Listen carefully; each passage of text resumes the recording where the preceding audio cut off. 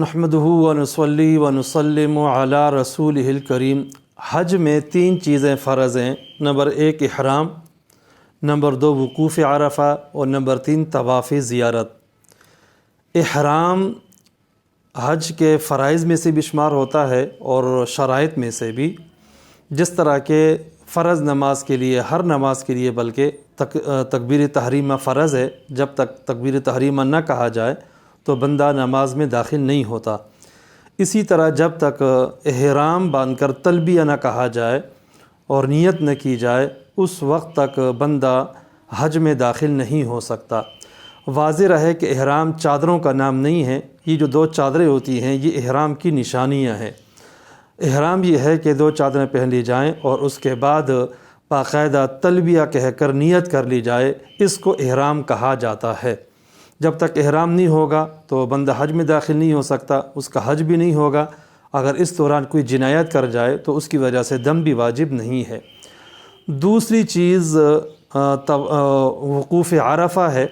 یہ حج کے ارکان میں سے عظیم ترین، سب سے بڑا رکن اعظم کہلاتا ہے۔ وقوف عرفہ میں، عرفات میں مقام پر وقوف کیا جاتا ہے، ٹھہرا جاتا ہے۔ 9 ذو الحجہ کو یوم عرفہ کہا جاتا ہے۔ یوم عرفہ کو زوال کے بعد نماز مغرب تک، غروب آفتاب تک عرفات کے میدان میں ٹھہرنے کو وقوف عرفہ کہتے ہیں۔ اس میں وہاں پہ ٹھہر کر اللہ تعالیٰ سے دعا کی جاتی ہے، تسبیح، ذکر، اذکار وغیرہ میں بندہ مشغول ہوتا ہے۔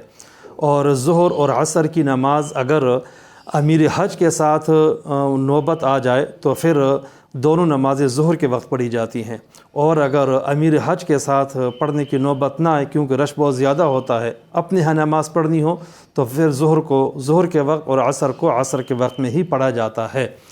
یہ جو وقوف عرفہ ہے یہ سب سے بڑا رکن بھی ہے، لیکن اس میں آسانی بھی بہت زیادہ ہے۔ چنانچہ 9 ذو الحجہ کو زوال کے بعد سے لے کر 10 ذو الحجہ کی صبح تک اتنا بڑا وقت ہے۔ اس وقت میں کسی بھی وقت بندہ عرفات چلا گیا تو اس کا یہ فرض ادا ہو جاتا ہے۔ علماء نے لکھا ہے کہ سویا ہوا وہاں چلا گیا، یا بے ہوشی کی حالت میں چلا گیا، یا سواری پہ وہاں سے ہوتے ہوئے گزر گیا، یا جہاز میں چلا گیا، تھوڑی دیر کے لیے، چند منٹوں کے لیے بھی اگر وادی عرفات میں داخل ہوا ہے تو اس کا فرض ادا ہو گیا۔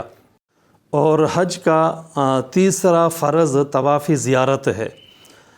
طواف زیارت 10 ذو الحجہ صبح صادق سے لے کر 12 ذو الحجہ مغرب سے پہلے تک کیا جا سکتا ہے۔ اس دوران کسی وقت بھی ادا کر دیا جائے تو جائز ہے۔ بہتر یہ ہے کہ 10 ذو الحجہ کو ہی ادا کر دیا جائے۔ پھر اس میں سہولت یہ ہے کہ جو رمی جمرات ہے، شیطانوں کو کنکریاں مارنا، قربانی اور حلق وغیرہ، ان میں ترتیب ضروری ہے، لیکن طواف زیارت میں کوئی ترتیب نہیں ہے۔ ان تینوں سے پہلے بھی کر سکتے ہیں، تینوں کے بعد بھی کر سکتے ہیں، اور ان تینوں کے درمیان میں بھی اگر کر لیں تب بھی ٹھیک ہے۔ چونکہ یہ فرض ہے اس لیے اللہ تعالیٰ نے اس میں وسعت بہت زیادہ دی ہے۔ اور طواف زیارت کا حکم یہ بھی ہے کہ یہ زندگی بھر کبھی ختم نہیں ہوتا، معاف نہیں ہوتا، چھوٹ نہیں سکتا۔